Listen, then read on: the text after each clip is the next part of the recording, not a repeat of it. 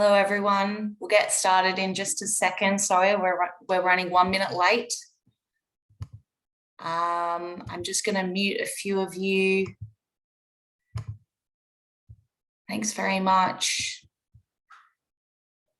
All right, let's get started, and a few more people will trickle in. Hi, if I haven't seen you before on one of these webinars, I am Remy Shergill. I am CAHA's Campaigns and Communications Manager. I'd like to acknowledge that I'm calling in today from Wurundjeri country here in the Kulin Nations of Naarm, also called Melbourne. I'd like to pay my respects to their elders, past, present and emerging, and acknowledge that this is unceded land. It always was and always will be Aboriginal land. At CAHA, we recognise Aboriginal and Torres Strait Islander people as the traditional custodians of the land on which we live and work. We commit to listening to and learning from Aboriginal and Torres Strait Islander people about how we can better reflect Indigenous ways of being and knowing in our work. And we acknowledge the outsized impact of climate change on First Nations people in Australia and across the world. We've been running, this is our third of 4 total half-an-hour Zoom sessions with our climate and health guru, Arthur Wins, who's over in Egypt. I'm going to probably be less chatty in this one. I've got a bit of a sore throat, so without further ado, I will throw to Arthur. And Arthur, if you could just maybe have a bit of a chat about this is the start of week 2 for you. What's everyone expecting? What are the big moments coming up? Yeah, thanks, Remy. Hi, everyone. It's so nice that everybody keeps showing up to these and that we can have a chat together and brainstorm. Yeah, so it's Monday, it's week 2, and I just noticed that coming in, there's 2 types of people flooding the halls. There's the people who look absolutely terrible, like myself, completely exhausted. And I was just chatting to a negotiator from Pakistan in the halls that said, like, I can't deal with this anymore. I'm sick of this. And then there's the fresh recruits, people who are just here for week 2, who look all perky and really excited and have their best suits on, and everybody else, all the negotiators, are wearing t-shirts and shorts because it's too hot here. So the new people are very distinct. You can spot them very easily, and we're all like, oh, these naive poor people, they don't know what they're getting into. So it's quite funny to see the 2 types of people here. But usually Monday of week 2 brings a bit of renewed momentum. There's fresh people coming in. We're also sort of entering a new phase of the negotiations where week 1 is really technical discussions with sort of the bureaucrats of the different countries, and it gets very, very technical, and that only can take you so far. So after week 1, that usually bogs down, and that means that in week 2, all the ministers start arriving, and that's also true for Australia. You know that Bowen and McAllister, Prime Minister and the Assistant Prime Minister, are here now, and actually there's a Australian stakeholder meeting just kicking off now. So after this call, I'll probably try and get the end of that. So they're engaging really well with us. This is wonderful. So suddenly all the ministers are here, and we're going from this more technical bureaucratic process to a more political one. And that means that there is a renewed sense of momentum. The only problem this year is that negotiators didn't really do their homework. So a lot of the progress that was hoped to be made has not come through. So a lot of the idea is that a lot of the negotiators help to sort of hone down on the options. So the ministers have to choose between option A, B, and C. And then can work that out on the political level. The problem is that many of the negotiations didn't come to an agreement, and so had to put all the options on the table, which means that the ministers have a really hard time the coming week to come up with something. And it also means that the chance of this COP being a failure is growing.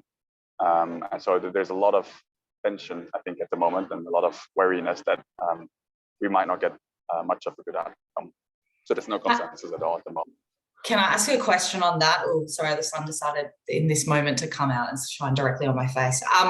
Can I ask a question on that? Just because we hear all sorts of different things about what it means for COP to be a success. And, you know, I'm not going to get into delving into whether COP as a process is a good process or whatever. That's a whole, I don't know, massive debate, whatever. But from your perspective, like, what does it, if they don't come to an outcome that's a failure, is there an understanding of what a success looks like, or from your perspective? So I guess there's 2 elements to that. Again, sort of the technical side and the more political side of things. On the technical side, there's a few big ticket items that are on the table, including loss and damage. And so I think a win there would be a clear process to get finance for loss and damage on the table. That won't happen this COP, but they could agree to how that should happen in the next couple of years. I think that would be a massive win, especially for Pacific Island nations who've been calling for this for a long time. And similar, there's a couple of other items like that where there can be progress made. I think the big win from the political side would be if there's a clear signal on fossil fuel phase out coming out of this COP. So you might remember at COP26, one of the key things that came out, sort of the political signal, was for the first time coal clearly being mentioned, and that there was a need for a phase down of coal. And so we're hoping that, especially in the second week, we see that being picked up again, and stronger language getting put in. So if there's a clear political signal actually signed off by ministers that it's not just coal, it's all fossil fuels, and it's not just phase down, it's phase out. It's not just inefficient fossil fuel subsidies that should be tackled, but all fossil fuel subsidies, that would be a massive win. At this point, that might be quite unrealistic. Knowing, maybe not entirely, because we did get somewhere last year, and so we're building on last year. But knowing just how strong the fossil fuel lobby is here, and just how much else ministers are trying to juggle, there's also a big chance that there's no clear political signal like that coming out of this COP. But that would be the ideal, but I'm skeptical. Oh, we got all of that, Arthur. That was good stuff, but you just froze. Can you hear us? Yeah, sorry. Okay, great. No, that was good. That was a really great answer. Thank you. Just on, you just mentioned, having part of the win being recognizing fossil fuels that they need to be phased out and enter fossil fuel subsidies. So one of the sort of media narratives that has been picked up over here is the number of fossil fuel lobbyists there. Any insight? Can you tell who, what effect do you think they have? Yeah, so it is really shocking, but I mean, we already know this. They've been here for a long time. This is not new, and actually, there's been a long pushback that there should be some sort of conflict of interest framework in place within the UNFCCC. And it's interesting because as a health community, we've seen that work elsewhere. The WHO is actually the only UN agency that has a conflict of interest statement in place, and that was mainly to limit the influence of the tobacco industry. So we've already sort of started socializing the idea that there is an existing conflict of interest framework to keep out a harmful industry out of the UN process, and that's with WHO. And we're socializing that now with other negotiators here, because it might mean that they might look at a framework like this to set that up within the UNFCCC as well. It's very unlikely, because the problem is there are clear fossil fuel lobbyists, but then there's also, I mean, some countries have ministries of petroleum or ministries of energy that include fossil fuels. So the lines get really blurry sometimes. And one thing that shocked me was to figure out that the next COP in the UAE, the minister, who will basically be the COP president next year, is the largest shareholder in the UAE's gas company. So the literal COP presidency will be like a massive fossil fuel oligarch next year.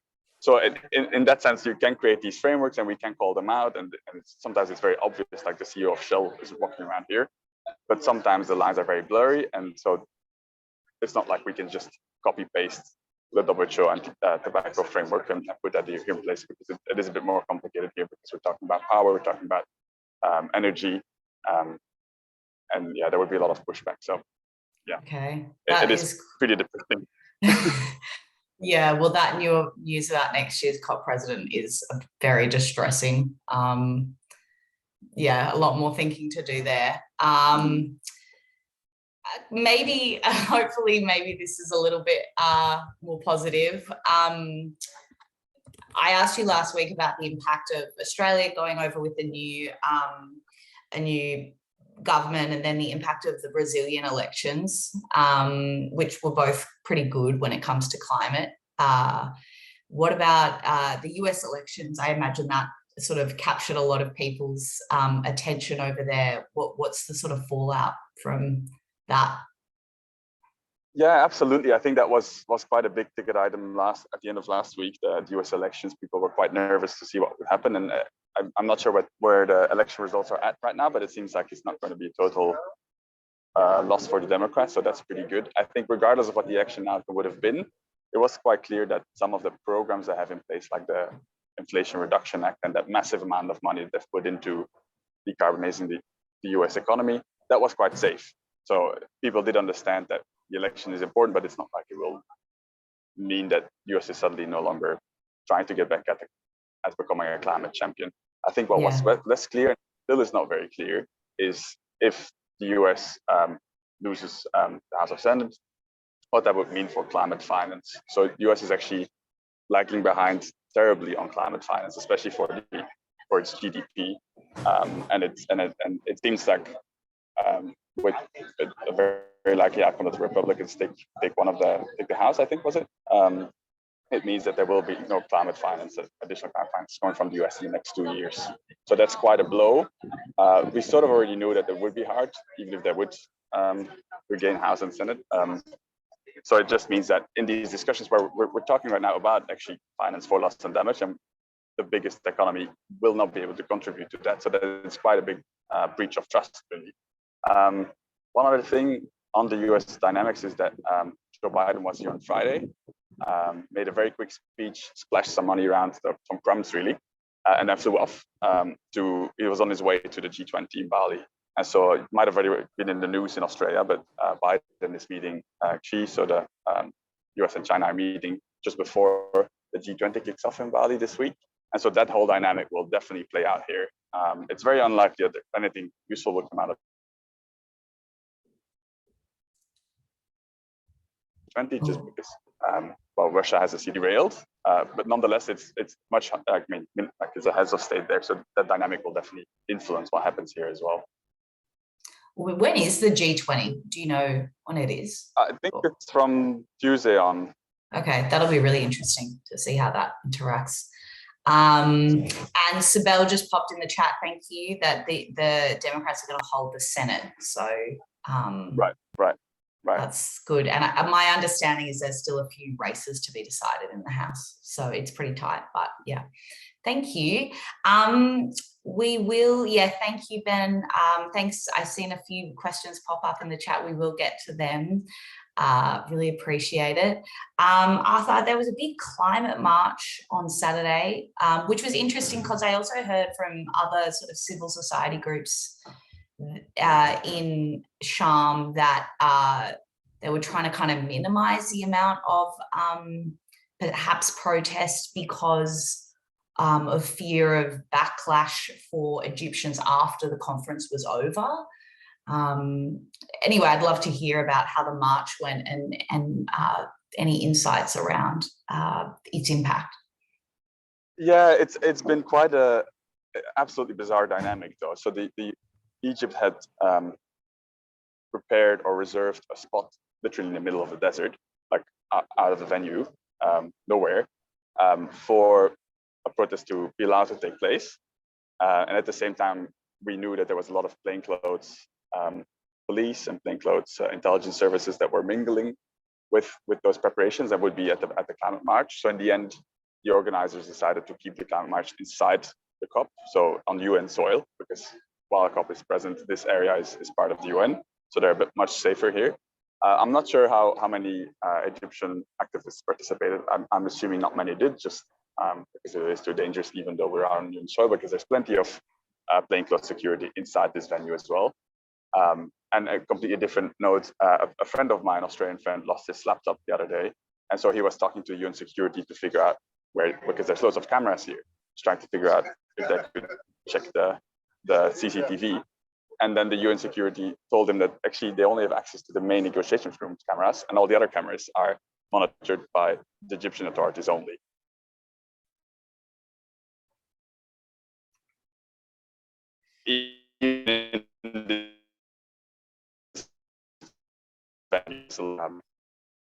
But they just moved that climate march for Iceland, but also the health community was very, very present. And actually the health community made it to the New York Times on Friday, I think. So I saw a headline in the New York Times saying like a Biden speech plus protesting medicos or something. It was a really nice combo. Oh, that's good. We did lose you for a second happening in the middle there. Sorry, could I just clarify? We just lost you for a second. Did you say that the health sector is participating in these protests and they're getting media attention specifically? That's right. Yeah, there was a really nice headline in the New York Times that sort of said Joe Biden's climate speech plus protesting medical professionals or something. So they're doing really well. It's quite nice. Awesome. Very cool. I think just one more question, just touching on the health stuff before we, I'll take some questions from the chat. Thanks everyone for typing them in. Which of the discussions to be had this week, I know we can link them all to health, and yeah, much like you can link climate to everything, you can link health to everything. Is there anything in particular the health sector, the international climate health sector, is most focused on? Sorry, I froze there for a second. Yeah, that's okay. I got your question. There's quite a few things that the health sector is doing, but one interesting, I think, thing is that there's loads of, so the process itself is a bit stuck, but there's loads of sectoral side deals happening. There's loads of renewable energy deals for Africa happening. There's also some fossil fuel deals happening. That's downside, but it's also happening for healthcare. So I think Friday, for example, the US healthcare system and the NHS in the UK agreed to align on their procurement practices for greener procurement. So all their scope 3 emissions, which is, I mean, they're one of the 2 biggest healthcare systems in the world. So that's a huge change that will probably sort of reverberate for the rest of the global healthcare system. So I thought that was an incredibly interesting deal. There's also this COP26 health program, where a lot of different countries' health systems signed up to decarbonize the healthcare system. There's lots of government-to-government interactions on that happening here. So I think that's a really interesting step change where there's sectoral deals happening, and because they're happening, governments are actually talking about health to each other when they have bilateral. So there's a whole diplomatic process slowly starting up, and I think next COPs we'll see that more. Like we already know that energy ministers are talking to energy ministers at COPs, and environment to environment, but suddenly the counterparts for health are also starting to engage with this process. And I think that whole diplomatic side of things is a really interesting new development that I have not seen before. That's great. Really great insight. Thank you. I'm going to go to questions. So thanks for anyone who's put it in the chat. I'm going to start off with quite a specific one from Kim. She does note that it's a specific one. So if you're not sure, it's fine. But Kim, we might be able to find out some info from someone who works specifically on agriculture. Kim asks, have you heard anything more on the Corinivia joint work on agriculture? Was the mandate agreed upon? And if not, do you know why? That's a very good question. I think it's a really useful discussion to follow because it has a strong health angle. I must admit, I have not followed it very closely. I do know that the mandate for the Corinivia joint work program, which is basically the spot that agriculture has in the negotiations, has not been extended. So at the moment, there's no certain future yet for the platform, but I know it has been taken forward to ministers. So we'll probably find out more by week 2. I'm also not exactly sure why it was so contentious, because I assumed it would be quite obvious that agriculture should have a permanent spot at the negotiations here. So I'm sorry, I don't have much more info, but I know quite a few people of the health community are following that part of the negotiations quite closely. So I'm happy to follow up on that.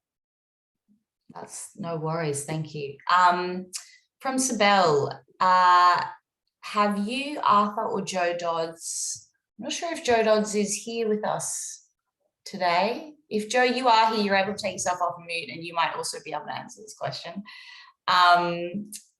Seen any of the people and planet, mental health and climate discussions at COP27? So I think that's the name of a specific group that work on mental health and climate change. But I guess also if you've heard about mental health and climate change more generally. Good question. I feel like you've asked me that question last time. And I, again, didn't answer properly. So I'm going to write them. I don't think I have, if I'm completely honest. Again, it's not a big part of the negotiations. There's been quite a few nice side events on mental health. And I think it fits really well in the loss and damage, non-economic losses discussion. For example, at the moment, they're negotiating, well, what consists of loss and damage and how can we finance things that are less clear, like mental health or like the things that we can't quantify economically. And so I think the discussion is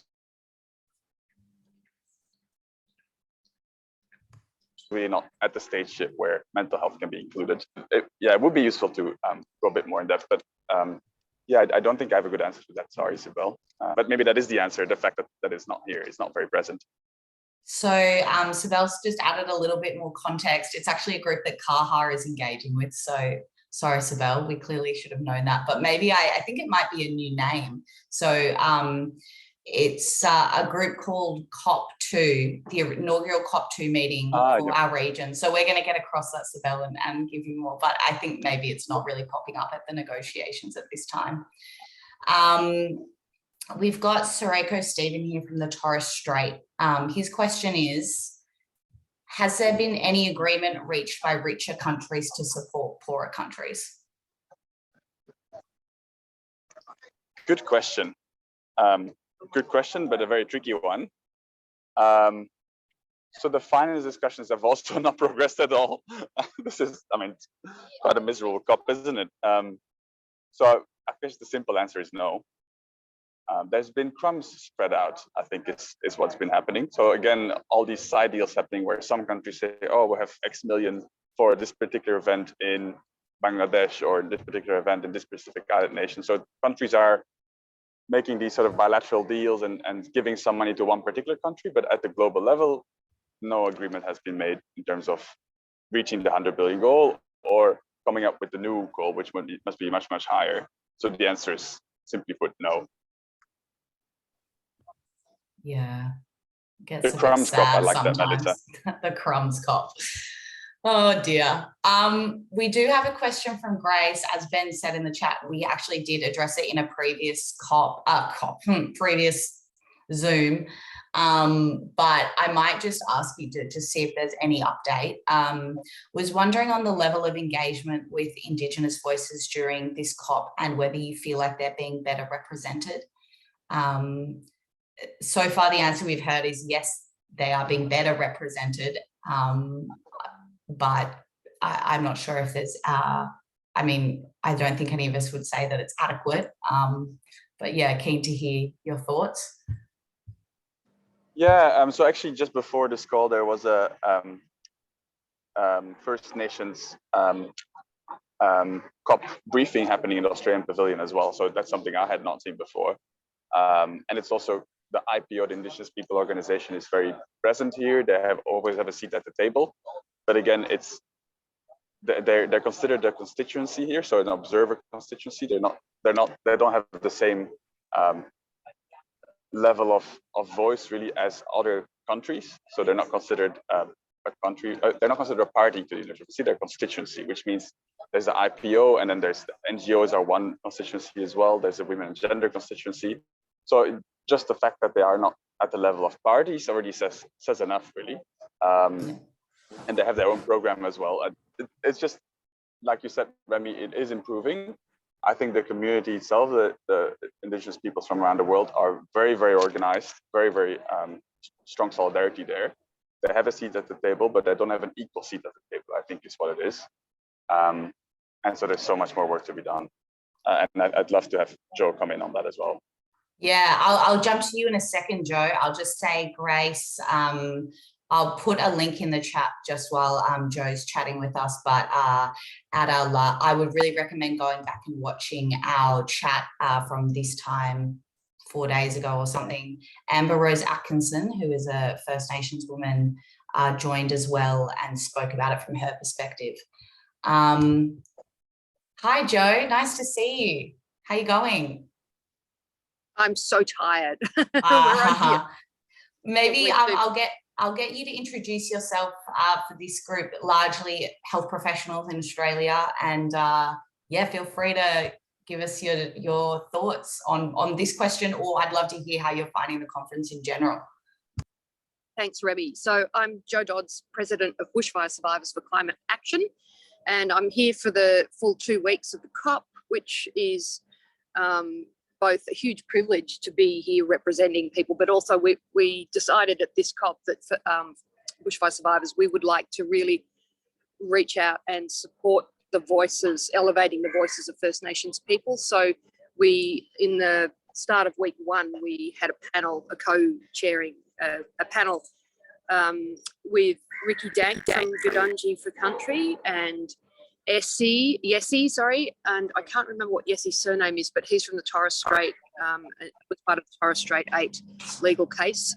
And Chico was the moderator for that. It's great to see First Nations get a voice in the Australian Pavilion right at the beginning to kind of set the scene, and to see the Indigenous artwork that is in the Australian Pavilion and in all of the meetings leading up to this. The DFAT team and DECWA, I can't remember the acronym for the other team. DQ. it's wild. Anyway, DQ. It's wild. They really have done the work of making this a more inclusive COP and preferenced access for people who are usually the last in the queue. And we felt as bushfire survivors, it was great for us to be the one group who weren't First Nations who were coming with Canna, but also that we needed to leave plenty of space for First Nations to be represented, because their issues involve all of us ultimately. So we thought there were some really strong voices there.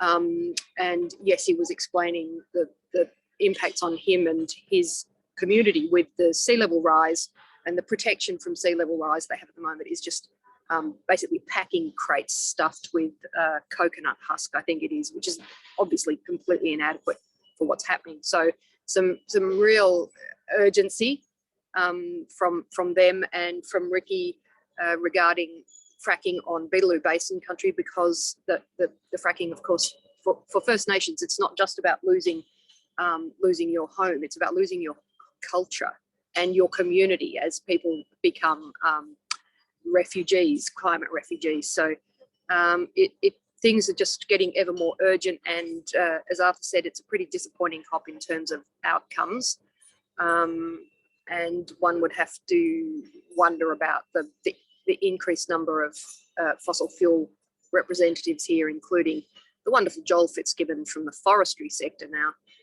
who I had a run-in with last week. Well, that sounds like an interesting story. I won't go into Joey's it right always now. up for a good fight. I don't doubt it. I've just got one more question from Soreko Stephen from the Torres Strait. He picked up, you said, Arthur, that the Indigenous groups that you've seen there are very organised. So he agrees. And what impact does the Torres Strait 8 have on the world governments from the decision? What impact does the Torres Strait 8 decision have on other world governments? You did touch on this last week. I wonder if you've heard anything else from other delegates at the conference, or Joe, if you have a perspective on how the Torres Strait 8 decision might impact the actions of other governments. And hopefully ours, because I don't think that I'm not sure what the formal response from the Australian government to that decision from the UN has been.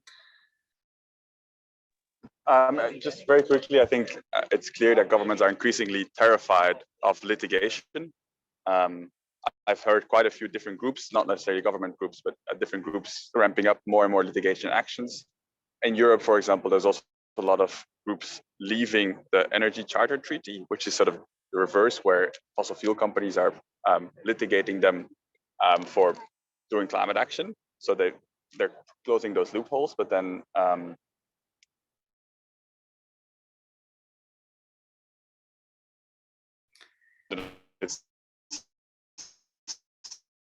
it's fascinating. Afraid of litigation. The US, for example, just doesn't want anything formally agreed on because they think it will open the door to court cases like the Torres Strait 8 one. So it's a fascinating space to navigate. It's really interesting. Yeah, we do know about the US being a very litigation-friendly country, so that's a really interesting insight. Joe, anything to add on that? No worries. Okay, well, no. Okay. Well, thank you so much. Thank you to our surprise guest. Very welcome. Joe Dodds, wonderful to have you here.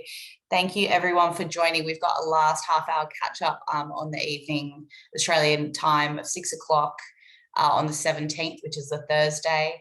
And then the following week, we're having a total wrap-up in a 1-hour session with Arthur and and two fantastic international guests. So I'll put the links to them in the chat, but thank you so much for coming along. Really appreciate it. And we'll see you on Thursday, hopefully. Thank you so much.